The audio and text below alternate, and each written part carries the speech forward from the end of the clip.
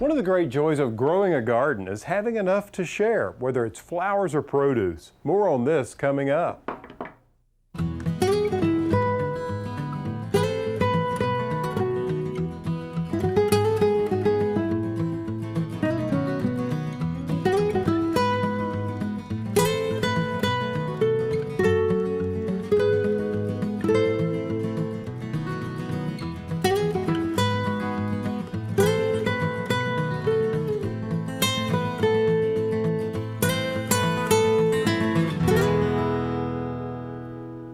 Hi, I'm Alan Smith. Welcome to today's show, which is all about good things from the garden and sharing the abundance we grow. Now I was inspired to create this show by a visit with Nell Newman. You've probably seen her picture on the boxes of Newman's Own Organics in the grocery, along with her dad, Paul Newman. Coming up, Nell tells us about her company and their commitment to supporting organic farming programs, including this one at the University of California at Santa Cruz. I'll also take you to the French Quarter in New Orleans, where we'll visit the Ursuline Convent and learn about this fantastic facility and a chef whose love of history inspired him to recreate this historic herb garden at the convent. Now here's a garden I designed for a hospital. It's called a healing garden. Now more on this coming up, plus tips on taming mint and creating a garden full of plants that you can pass along. Right now, let's take a short break, and when we come back, I'll meet you in Santa Cruz and introduce you to Nell Newman, so stay with us. You know, sometimes you meet people in life and make an instant connection with them, and that's exactly how I felt with Nell Newman. I met up with her at the organic farm at the University of California at Santa Cruz. Well, Nell, how did you get so interested in organic farming? I guess one of my main interests started when I was fascinated by the peregrine falcon. And when I was about 10 years old, I realized that the peregrine falcon was almost decimated through the use of DDT. Yeah. And that was really the inspiration for my interest in organics. And I also believe that it's very important to support, at least on an individual basis, small family farms. You know, where's the next generation of young farmers going to come from? I think the average age of a farmer these days is 58, 59. It's gotten to be a big issue in rural America. Small family farms are slowly going down. So Virtually extinct. Well, tell me about what's going on here in Santa Cruz at the University of California. This is the University of Santa Cruz's Sustainable Ag program, and they have 60 students that come and live here for a 6-month period. And it's all hands-on. They learn every single aspect of sustainable and organic agriculture from the ground up. And they come from all over the world, which is really wonderful because then they get to go back to their own countries and teach Take those sustainable practices ag. back home. So this program actually supports 60 kids every year who are coming and learning sustainable agriculture. That's wonderful. And part of what we wanted to do was support organic agriculture through utilizing organic ingredients and then also donating our profits to charity like Newman's Own does and supporting organizations that are working on sustainable ag and organic agriculture. So Nell, how did you convince your dad to take the next step and go from salad dressing to all these other products you're producing? It wasn't that easy because I know when I brought up organics, all he could think about was nut loaf with yeast gravy my mother used to make in the 70s, and he thought that was organic. It probably wasn't even organic. So, because I had always used organic produce to cook with, but I just didn't make a big deal about it. Yeah. So I happened to be going back for Thanksgiving, brought a free-range hen, searched out all the organic produce I needed for, he's very traditional. We had turkey with stuffing, Yukon Gold mashed potatoes with organic butter, organic salad greens. I made his salad dressing with organic olive oil, balsamic vinegar, etc. And then, pumpkin pie, very easy. And when he finished wiping his plate clean, I said, "So, how'd you like your organic Thanksgiving dinner?" And that was it. He didn't know. He didn't know, and he realized that it doesn't have to, like I said, be heavy in whole wheat to be organic. Sure. It can just taste really good. So that's when he made the connection between great taste and organics. Great tasting products that happen to be organic, that's our motto. From Nell's delicious treats and good works to a hospital that understands that plants make people really happy. The Healing Garden up next. Hi, I'm Alan Smith. Welcome back. In today's show, we're all about sharing the bounty of the garden. Each year, I give away plants, save seeds, and pass them along, and also give away some of my honey that my bees have worked so hard to create throughout the year. Just wrapping some up for some friends. You know, the great thing about gardening is that you can put in a little effort and it gives you back so much in return. One of the great joys as a garden designer for me is to see people enjoying the gardens I create. The Healing Garden at Baptist Hospital is especially gratifying because those who walk through often need their spirits lifted.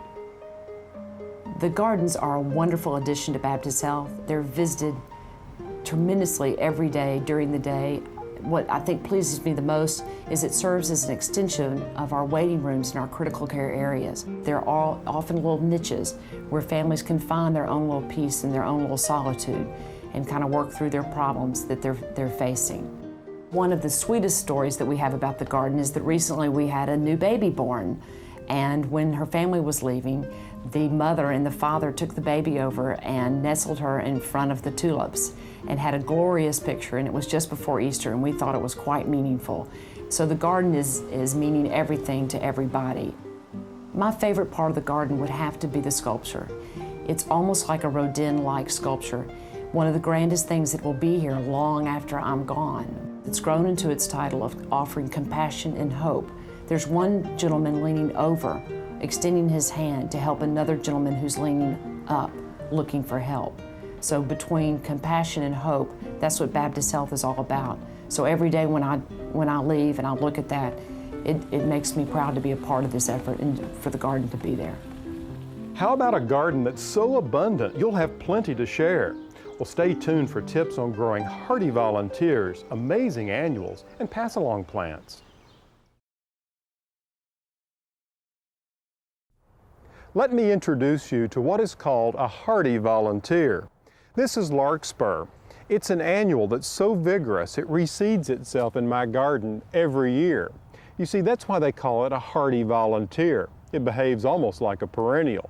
Now, I started these 3 years ago with a single packet of seed like this, and they just keep coming back each spring. Now, how's that for some easy garden planting? Other hardy volunteers that I grow in my garden are Bachelor buttons, Nicotiana, Cleome or spider flower, and Globe amaranth. Now, there are a few tips you'll need to know to encourage these volunteers to come back year after year. First, it's important to learn to identify the seedlings so you don't pull them up as weeds. And second, you don't want to put down too much mulch and smother the seed. Also, using any pre-emergent herbicide will keep you from achieving this look in your garden, because not only does it keep the weed seed from germinating, but beautiful flowers like these as well. If you look at these larkspur plants more closely, you can see that they're already setting seed pods. Each one of these pods is packed with larkspur seed just waiting to come up and make beautiful blooms next year.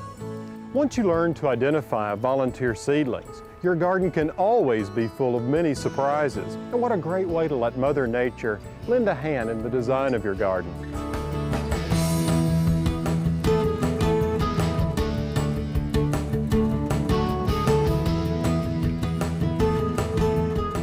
Whether you're interested in growing flowers to cut or just to enjoy in your garden, there are always a few basic principles you can follow for a more successful growing season and a more beautiful garden.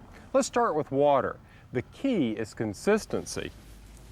You never want your flower beds to dry out completely. This can be tough on your plants, particularly young ones. They rarely recover. One of my favorite ways to water is to use a soaker hose like this. It deep soaks the ground, which encourages a deep root system and a stronger plant. Then I just put a layer of mulch around them to help hold the moisture. Feeding is also important. To grow a beautiful stand of annuals like these and maintain them, I find that they like to be fed about once a month. Now, there are a lot of different brands of fertilizer out there on the market, but I go for an all-purpose fertilizer that has a high ratio of phosphorus. That'll encourage lots of blooms, and that's the middle number on the label. Now, I also go for one that's water-soluble or is a liquid because this gets the nutrient into the plant quicker. Another way to keep your flowers blooming longer is to keep the dead blossoms removed. Some flowers like zinnia and spider flower actually bloom more the more you cut them. Now, at the end of the season, to encourage hardy volunteers to come back next year, things like larkspur, Bachelor buttons, and Globe amaranth, I shake the plants out and make sure the seed gets scattered through the beds. Then next spring they come up and bloom again. Keep in mind that you could harvest the seeds from hardy volunteers to pass on to other gardeners, or you could actually root cuttings from some plants in water like my grandparents used to do. I have vivid memories of my grandparents' garden and front porch. Both were full of a variety of interesting plants. But you know, the fascinating thing to me about this, as I reflect back, is that all of these plants were passed down to them. They're pass-along plants, and they were usually done by simply taking stem cuttings and rooting them in water. The process is really simple. All you do is take a cutting from a plant that's about 4 to 5 inches long. Remove the lower leaves, but keep some at the top. Then place the cutting in water. Now, I like to use a ceramic container rather than a clear glass container because the lack of light helps to promote more root growth. Now, if you really want to stimulate, even accelerate root development, you can do this by using an old-fashioned solution called Willow Water. And for that homemade recipe, just check out my website. Now, not every plant is suitable for making cuttings this way, but some of my favorites include this old-fashioned chicken gizzard, ornamental sweet potato vine, coleus, and of course the wandering Jew. Some people might see this as one hanging basket, but I see it as potentially 20. You see, there are hundreds of cuttings just waiting to be made from that single basket. If you're looking for a way to increase the number of plants in your garden this summer, you might try just rooting some in water.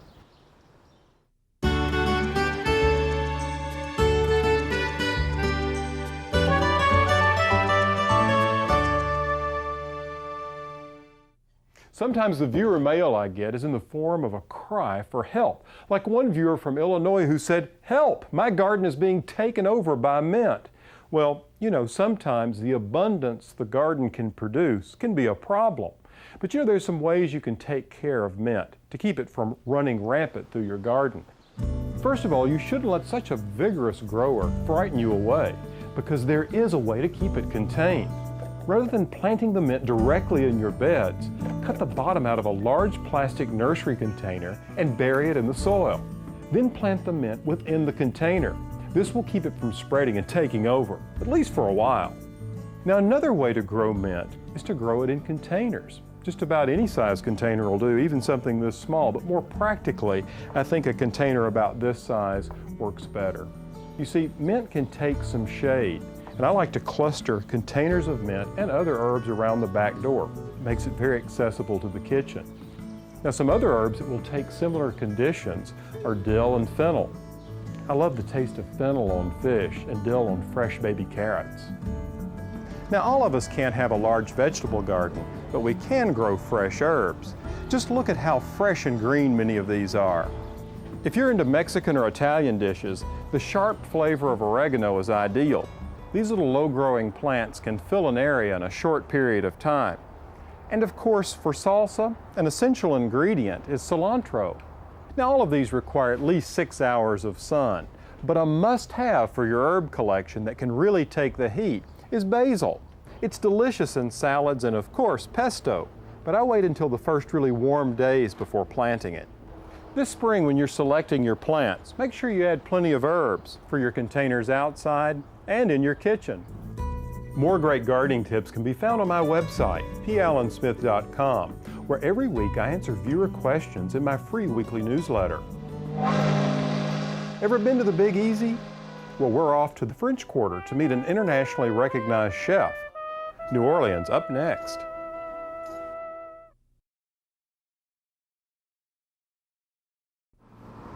These days, it's unusual to see historic buildings being used day to day just as they were designed to be. However, this place is a notable exception. It's the Ursuline Convent in New Orleans.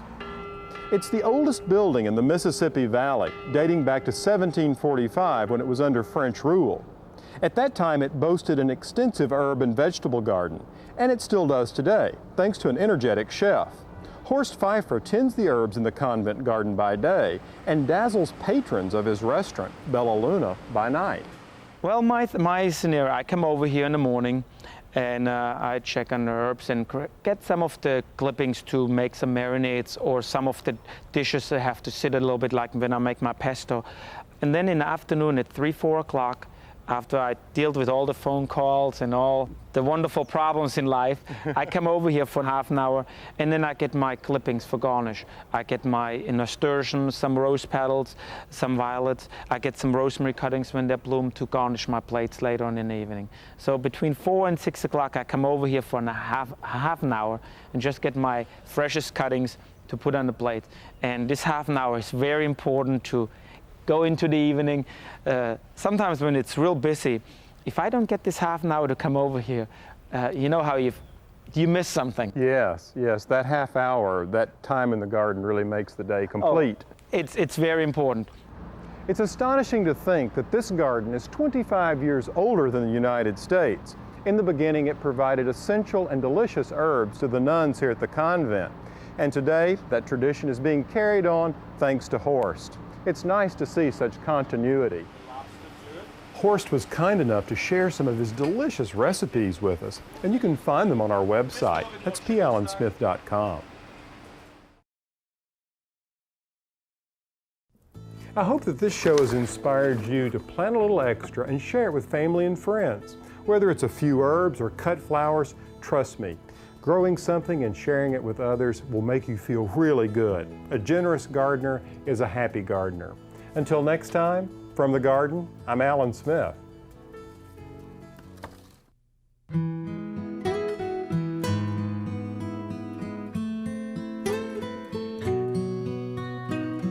In this garden I dream of a bed of flowers.